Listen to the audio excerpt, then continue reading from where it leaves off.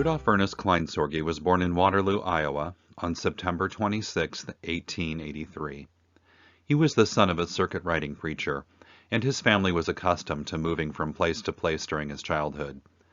Much of his early education took place in Le Mars, Iowa. He then attended the University of Iowa, where he received his B.A. in 1904 and his degree in medicine in 1908. He worked his way through school as an assistant to the head of the physiology department and eventually became an instructor of physiology there himself. He also pursued graduate study at Harvard during this period, earning his doctorate. Because of his childhood spent moving about, he had determined that once he found a place he liked, he would stay there for the rest of his life, and that is just what he did. In the summer of 1909, he decided to seek his professional future in the West, and so he came to the growing lumber town of Silverton, Oregon, and began his practice as a physician and surgeon. The following year, he married Nina Basley, member of a local English family, and in due time 2 daughters, Elizabeth and Harriet, came along. There were no hospitals in the area when he began his practice, so he traveled about by horseback and sleigh, practicing in people's homes. The terrain was rugged, and even after obtaining a car, it was only able to be used in the summertime. In 1917, a hospital was established in a residence that served Silverton until a larger 45-bed hospital was built in 1938. Dr. Kleinsorge was instrumental in getting these institutions established for the benefit of the community and dedicated his life as a physician to the people of Silverton. He also found time for civic service in his community. He held memberships in the Rotary Club, the Masonic Lodge, the Shriners, and the American Medical Association, and he was also a president of the Marion County Medical Society. He also gave to his country, serving as a second lieutenant in the Medical Corps in World War I. Due to his experiences in teaching during his college years, he was always intensely interested in the field of education. He served first on local school boards in Silverton, and in 1941 was appointed by the governor to the Oregon State Board of Higher Education. He served as a board member for 12 years, and was then president of this body from 1953 to 1959, after which he retired from its membership. The first honorary membership in the University of Oregon Medical School Alumni Association was awarded to Dr. Kleinsorge in gratitude for his almost 20 years of contributions to the school establishment and growth. Overall, he spent 60 years as a working physician and always proudly called himself a country doctor. Dr. Kleinsorge passed away on September 9, 1978, at the age of 95. He was remembered with fondness and respect by all who knew him. That gives us some idea of the man that Dr. Kleinsorge was, but not the part of his life that we're most interested in. Let's take a look at his life with irises. When the good doctor built his family a new home in 1916, he turned to Howard Weed, a landscape architect and nurseryman in nearby Beaverton, Oregon, to design a planting scheme and beautify the new place. The Weeds had started their nursery in 1910, specializing in peonies, but quickly adding irises to their listings as well, and by 1916 they had one of the finest iris collections of that era on the West Coast. Having visited this local floral display, he had admired the iris flowers at the nursery and requested several be added to the grounds. Dr. Kleinsorge was so impressed with his new acquisitions, he became interested in starting a hybridizing program of his own and began collecting more varieties to work with. He was meticulous in his choice of cultivars, selecting his purchases among the leading dealers of the time. His first acquisitions included such rarities as the new Dominion strain by Arthur Bliss, varieties such as Cardinal, Bruno, Titan, Carfax, etc., but also French imports such as Ambassadeur, Madame Gatichau, and Jean Caillou, among several others. While he started with this base, once he began selecting his own seedlings, he rarely brought in outside blood, preferring to do line breeding, as it was called in the day. He made his first crosses in 1925, and in 1929 the newly incorporated Cooley's Iris Gardens presented the first introduction from his work. It was a velvety plum-colored seedling from Ambassadeur crossed with Titan, named Klamath, after an Oregon Indian tribe. We can't talk about Dr. Kleinsorge without also mentioning Cooley's Gardens. It was founded by Roland and Pauline Cooley, and according to their grandson Rick Ernst, Dr. Kleinsorge had given them a selection of irises from his collection in 1924. Roland thought them a strangely fascinating flower and began collecting them himself with the intent of opening a commercial iris garden. After an investment from his father and much work, he and Pauline published their first catalog in 1928. It was a successful partnership from the start. Cooley's introduced Kleinsorge irises across 4 decades, culminating with his final 2 varieties in 1961. His beautiful introductions brought entirely new blends and colors to irises and made great advances in form as well. Dr. Kleinsorge was not exclusive to Cooley's, however. He also introduced a handful of varieties with Carl Salbach in California, and a few more with National Iris Gardens, among others. Visitors to his garden were often surprised at how small an area he used for his seedling beds, given the large number of quality varieties he produced. He did his growing and selecting in a garden across the street from his home, and reports say it was little more than 75 to 100 square feet. But in that space he raised hundreds of seedlings every year. He won numerous awards for his work, including the AIS Hybridizer Medal in 1945, the AIS President's Medal in 1949, and the British Iris Society awarded him the prestigious Sir Michael Foster plaque in 1950. Over the years, his varieties won 43 honorable mentions and 20 awards of merit, and he narrowly missed the Dykes Medal on a few occasions. By all accounts, Dr. Kleinsorge was a very kind, friendly, and generous man who was always happy to share his knowledge and expertise in irises with anyone who was interested. Glowing tributes were written about his hybridizing work both before and after his passing. His varieties were very influential in the development of color and form, and were widely used by others to create additional varieties. So that gives us a basic overview of his life's work with irises. Let's take a look now at some of the amazing creations he left us with. Over his lifetime, Dr. Kleinsorge named and introduced exactly 100 varieties of bearded irises, all but 2 of which were classed, under the standards of their day, as tall-bearded. There are at least 54 of his varieties still being grown today that I know of, and another 8 possibilities that are unconfirmed. An impressive feat for any hybridizer. However, many of them are very rare, and a handful are on the edge of extinction. Let's start from the beginning and take a tour of what is preserved of his iris legacy today. Klamath was his first introduction in 1929. It was named for a Native American nation in southern Oregon, and was a cross of the famous French iris Ambassadeur by Vilmorin and Arthur Bliss's Titan, described as rich and somber, suggesting a rare antique or valuable old tapestry. It stood out from other purples of its day. In 1932, they introduced a lovely variegata named Crown Prince, out of Ambassadeur crossed with Bruno, another of Arthur Bliss's Dominion series, which were changing the face of iris breeding everywhere. This was one of the first tall and large-flowered variegatas, a color class previously known for short stems and small flowers. The standards are a rich old gold over falls of deep velvety brownish red. 1934 brought 6 new introductions from Dr. Kleinsorge's garden, but sadly only 3 are left with us. The first is Anicum, a very large flower of glowing lavender, from a cross of Mallay's Souvenir de Laetitia Michaud and Bliss's Bruno. This one is extremely rare and only known to be growing in a single garden. Kalinga is a lovely ivory white, noted for its tall stalks and high bud count. It is a child of the famous early white Purissima, crossed with the classic blend Dolly Madison. This one is still with us, but is also only growing in a single garden. The third from 34 is Mountain Sunset, which is a wonderful medley of fawn and old gold, overlaid with varying shades of violet. This is an excellent garden iris, giving a lot of personality as the blooms change color with the light over the course of the day. In 1936, we find one of the foundational varieties for Dr. Kleinsorge's breeding program going forward, Far West.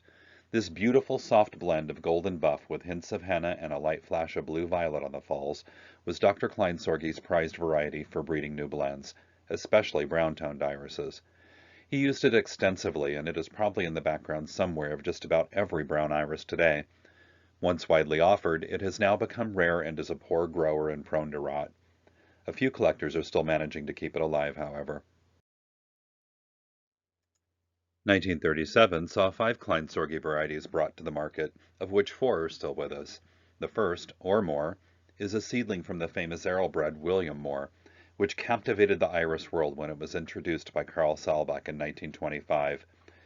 William Moore was notoriously difficult to set seed on, but Dr. Kleinsorge was persistent and lucky. Moore had all the lovely traits of an arrow iris with better branching, bud count, and hardiness, and it went on to almost win the Dykes medal, but was disqualified as being a species cross, a rule that was later dropped. Next is one of the foundational red varieties in Kleinsorge lines, Rebellion, a deep red bitone with a smoky cast of the standards and plush velvet falls, giving it a rich jewel tone. This is one of my favorites, as it grows very well here in the Pacific Northwest and blooms easily and profusely. It is always fun to photograph. The light loves it. Another red of a completely different sort was also introduced this year, Red Velvet. This one is a deep red-violet bitone of beautiful form and finish, and one of the few not introduced by Cooley's Gardens, but instead by Carl Saalbach. It is rather rare, but has now been distributed to several gardens and is doing well. The last for 1937 is a tall yellow with large, well-formed blooms, called Treasure Island. Renowned for its height and flower size, it was a big advance in breeding yellows, and is a parent of several of his later varieties. It is a very vigorous and robust variety, with excellent increase and reliable bloom. 1938 brought 6 introductions, of which half are still with us. First is Calcutta, a tan and lavender blend, lit with a golden heart and shot through with golden threads. Tall stems, large flowers that were beautifully ruffled, and excellent growth habits have made this one an enduring favorite with collectors. Next up is Copper Cascade. A child of Treasure Island and Far West, it was introduced by Carl Saalbach. It is an interesting blend of pink and soft old gold, somehow giving a brown effect. Sadly, it has always been a poor grower and is extremely rare. The third left from this year is a delightful pastel blended variegata named Portland.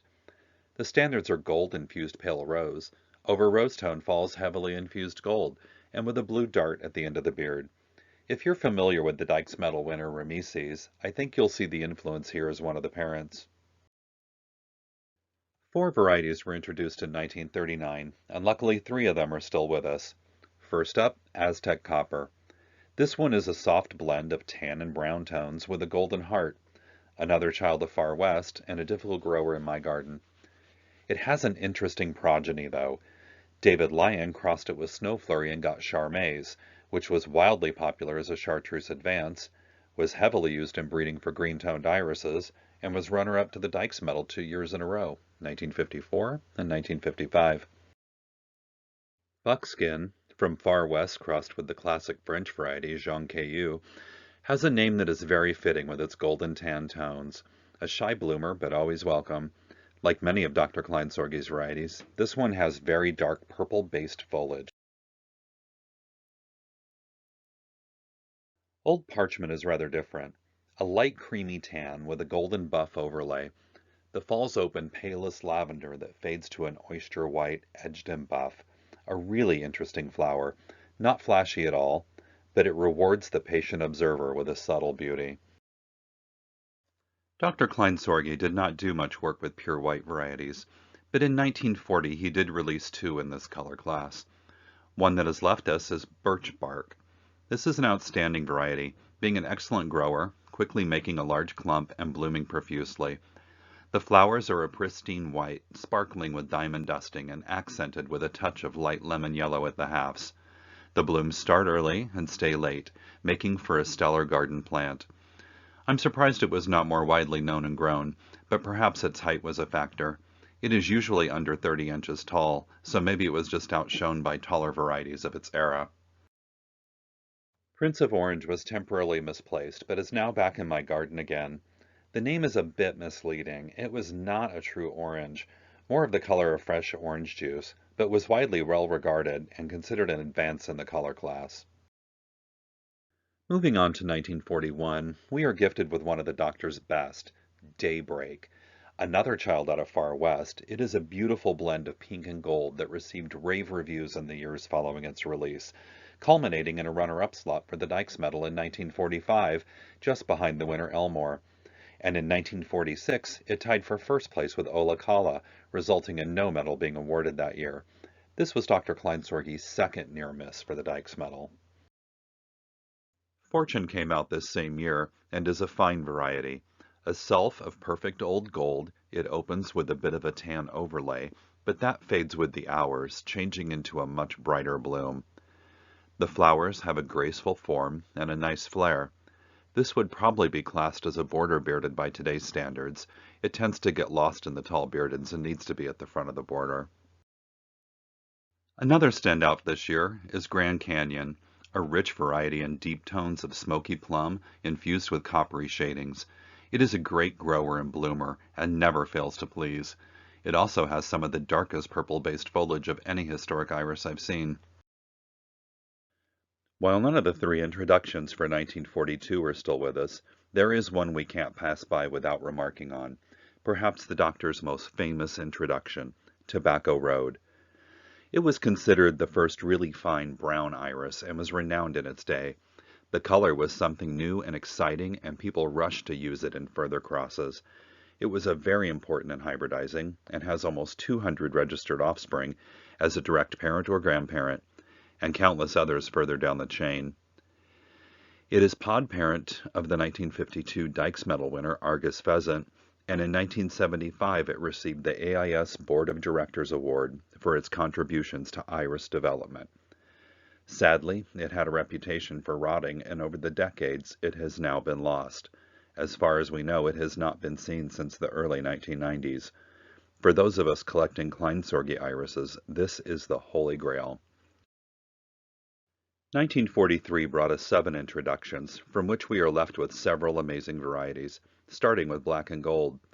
This has been one of my favorites for many years now.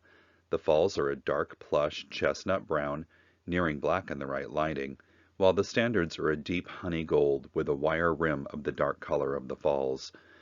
A very different and striking color combo for the time. It is one of the most reliable bloomers, almost to a fault, as it has a tendency to want to bloom out when almost every rhizome puts up a bloom stalk. Thankfully, new starts soon follow due to vigorous growth habits. Next up is another of the Doctor's best, and an important variety in hybridizing history, Mexico. Classed as a variegata, it looked nothing like those that had come before. It features standards of a toasty golden brown over plush falls of deep orange-red with a wide border of golden brown. It had very large blooms of exceptional width and ruffling, a trait it passed on to its offspring. It appears repeatedly in the crosses the good doctor made after this time, and is behind many of today's reds, browns, and pink blends. Another from this year, but not one that made an impression on iris history, is Oregon Trail, a pretty blend of brown, salmon, and gold. The smaller flowers on medium height stalks are richly colored and have a beautiful satin finish to the blooms. Not the greatest grower and bloomer, but definitely a survivor. Ranger was the 4th variety left to us from this year, a dark red of good size and substance.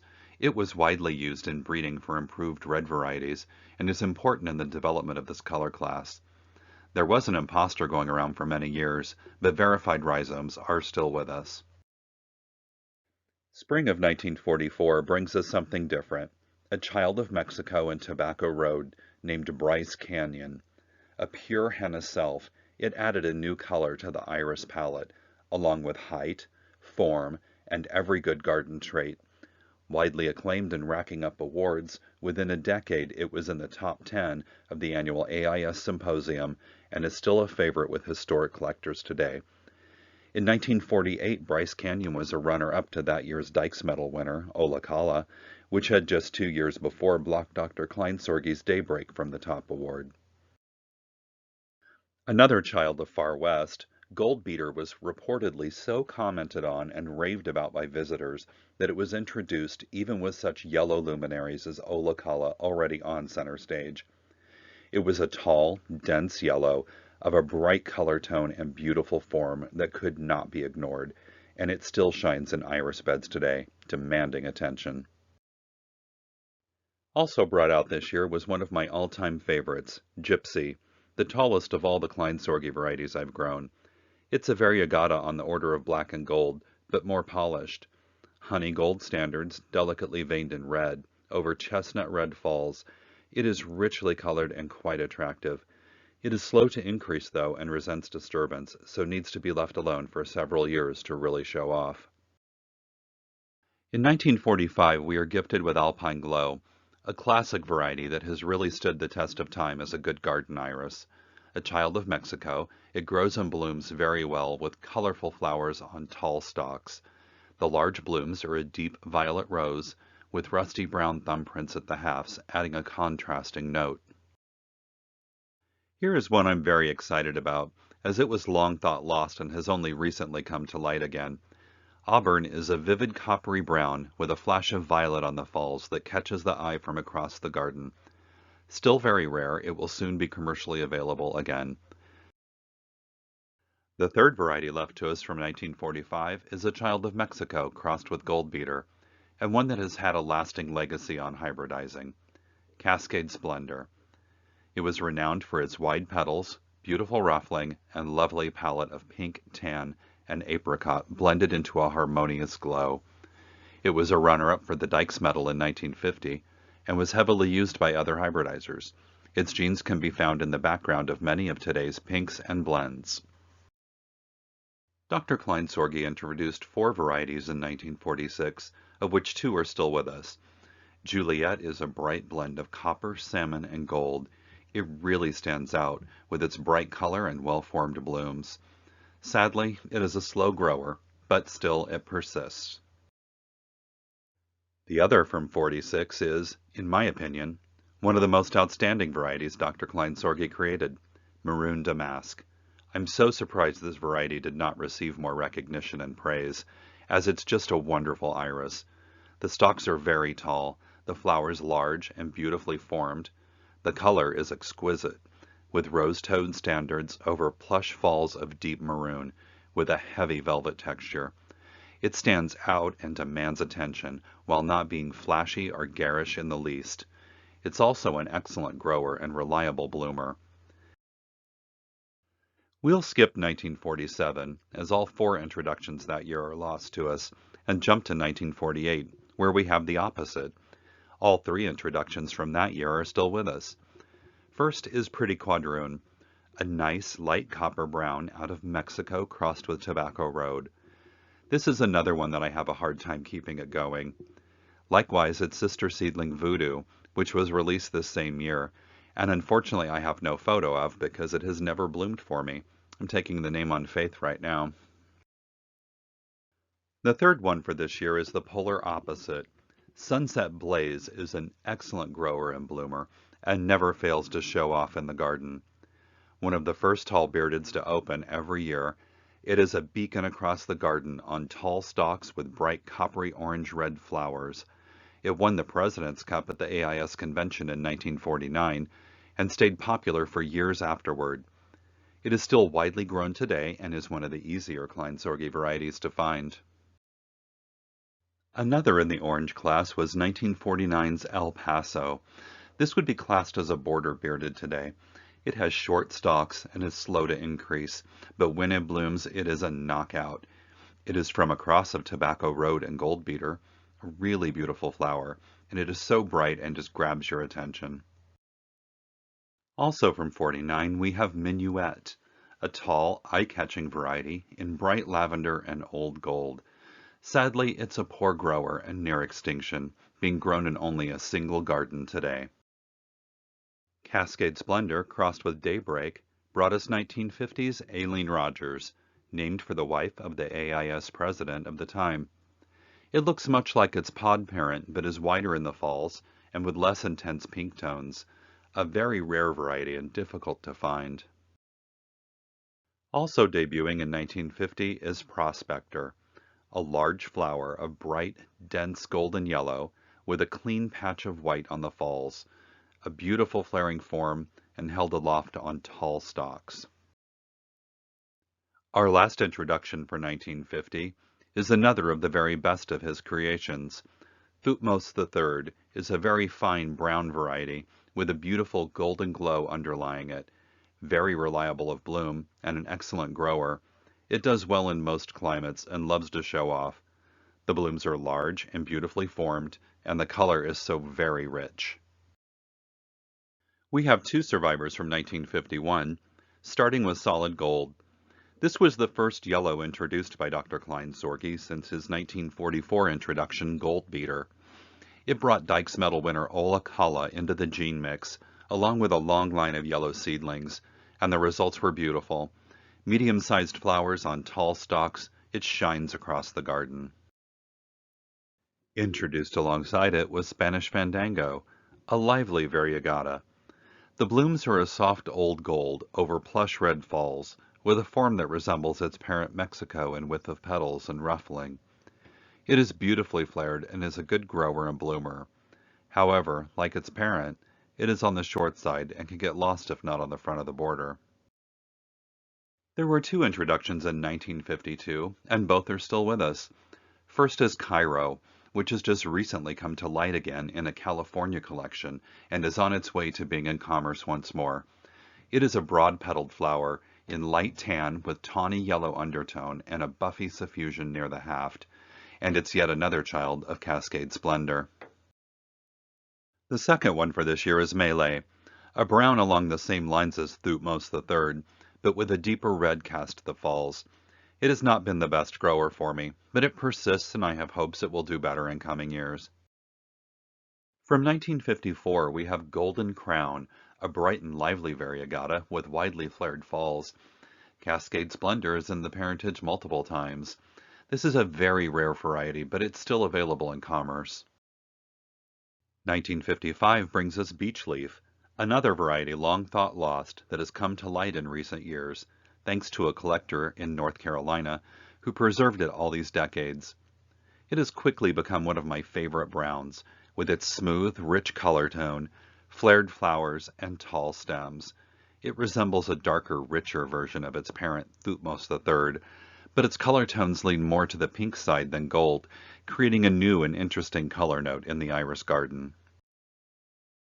Surprise Party, another introduction from 1955, is a very frustrating iris. I had it for years, but it barely grew and then died on me. I recently got a few rhizomes left from a friend's garden and have some small hope they will grow and thrive for me, but I won't be surprised if they do not. This is sad as the flowers are so lovely and unique, being a rosy lavender over peachy apricot falls, a very unusual color combination. Another variety of unusual coloration is Harvest Splendor from 1956. The standards are a light golden brown blended with pink. The falls are solid yellow, another child of Cascade Splendor, which really shows in the form of the flower. I wish this one was a better grower, but it struggles to increase and rarely blooms for me. Also from Cascade Splendor, we have Nuevo Laredo, a tall, large-flowered variety with good size and ruffling in shades of blended brown and rose. It is a poor grower and is prone to rot, and hence still extremely rare, growing in only a single garden. The last one for this year is a rare delight named Prince of Monaco, a royal bloom indeed, in rich velvety violet and light lavender with a bright golden beard. The flowers are large and flaring, and it is quite an eye-catcher. Rose Amethyst is the only one left to us from 1957. A big flower in an interesting blend of rose and plum, with brown accents at the haft. It grows and blooms well, and puts up tall stalks with lots of buds and big, beautifully formed flowers. 1959's Paradise Isle is a lovely blend of old rose over falls the same, but heavily infused gold around the heart. It's a very difficult grower and barely hangs on. One aspect I have noticed is just how the intensity of the color expression varies from one year to another on the rare occasion it decides to bloom. Also brought out in 1959 was Piñata, another very interesting color combination, having standards of pale lilac pink over falls of bright yellow, and yet another child of Cascade Splendor.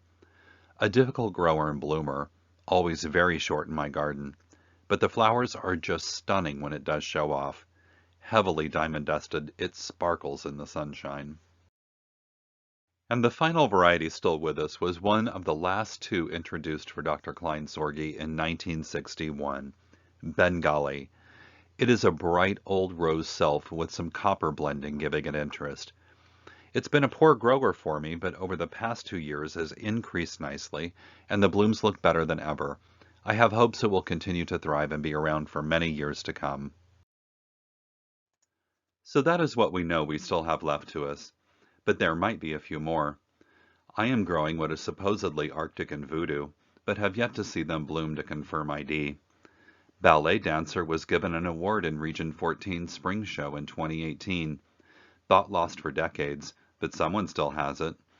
Cascade Rose was growing at Presby Memorial Iris Gardens in the early 2000s.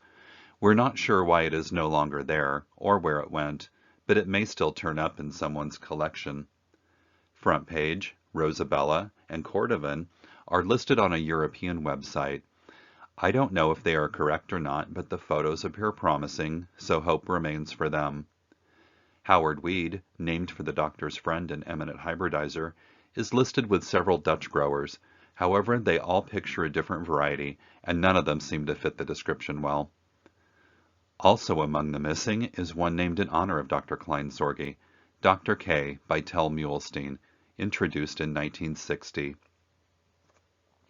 On a final note, HIPS has begun a breeders collection initiative, and they are encouraging folks to find a hybridizer whose work they love and try and preserve as many of their iris varieties as possible. It is a wonderful way to expand the enjoyment of a collection and helps preserve these beautiful irises for future generations to enjoy. We invite you to join us.